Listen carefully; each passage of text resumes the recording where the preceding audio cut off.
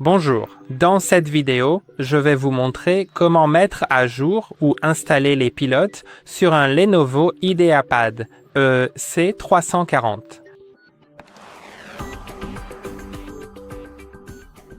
Il existe différentes méthodes pour le faire et je vais toutes vous les montrer. Alors commençons par aller dans les paramètres. C'est la méthode native, la plus simple. Mais avant cela, je dois me connecter au Wi-Fi car je ne suis pas connecté. Et une fois connecté, je devrais pouvoir aller dans Windows Update, puis cliquer sur Rechercher des mises à jour ou avoir une option pour tout télécharger et installer. Donc je vais cliquer dessus. Cependant, je ne vais pas attendre trop longtemps car il y a d'autres méthodes que je veux vous montrer. Vous pouvez continuer à utiliser votre ordinateur pendant que le téléchargement et l'installation se font, mais plus tard, il vous sera demandé de le redémarrer. Vous pouvez donc le redémarrer et la mise à jour sera appliquée. Tout devrait fonctionner. Ensuite, si vous allez dans les options avancées, je crois, vous verrez les mises à jour facultatives, les mises à jour Windows et les mises à jour de pilote. Et comme nous parlons de pilote, ouvrons les mises à jour de pilote et vous pourrez trouver différentes mises à jour ici. Donc, s'il y a quelque chose qui ne fonctionne pas, vous pouvez sélectionner la mise à jour à installer. Mais je n'installerai pas de pilote lié à des éléments qui fonctionnent déjà.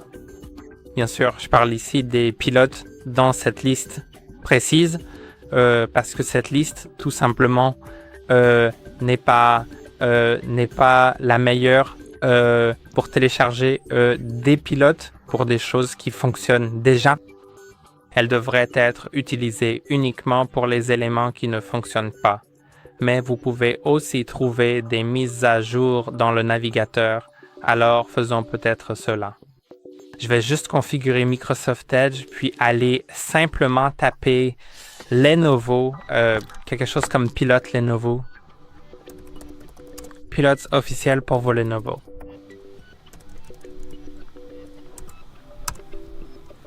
Ok, je pense que j'ai peut-être perdu l'accès à Internet pour une raison quelconque, en fait. Revenons à nouveau sur ce site. Oui, et maintenant vous verrez le support Lenovo. Alors, je vais juste essayer de trouver peut-être le M site web officiel anglais.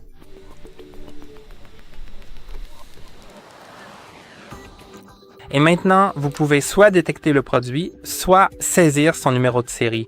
Le numéro de série se trouve au dos. Mais je vais le détecter automatiquement car dans un instant, je vais également détecter quels pilotes sont nécessaires. Alors, cliquons sur détection automatique et je n'ai pas le Lenovo Service Bridge, donc il va me demander d'obtenir le Service Bridge.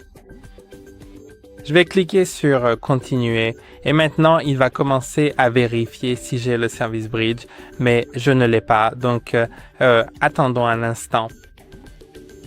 Et vous pouvez voir qu'il indique, il me donne cette option pour télécharger le Lenovo Service Bridge ici.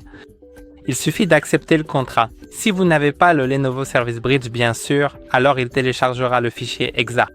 Cela peut bien sûr être contourné en saisissant le numéro de série, mais je préfère cette méthode car elle me donne plus d'options que simplement trouver le nom de mon appareil.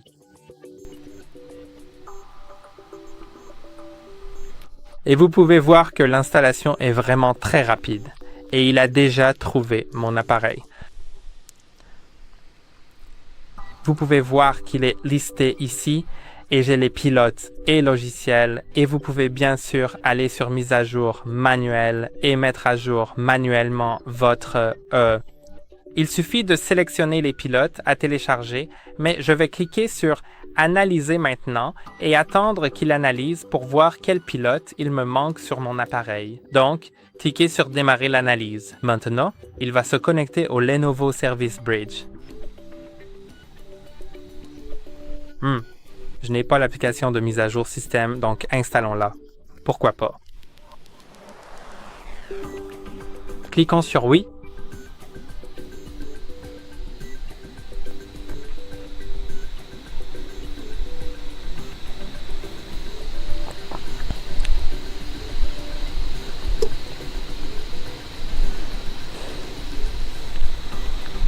Je reviens vers vous une fois que l'analyse complète sera terminée.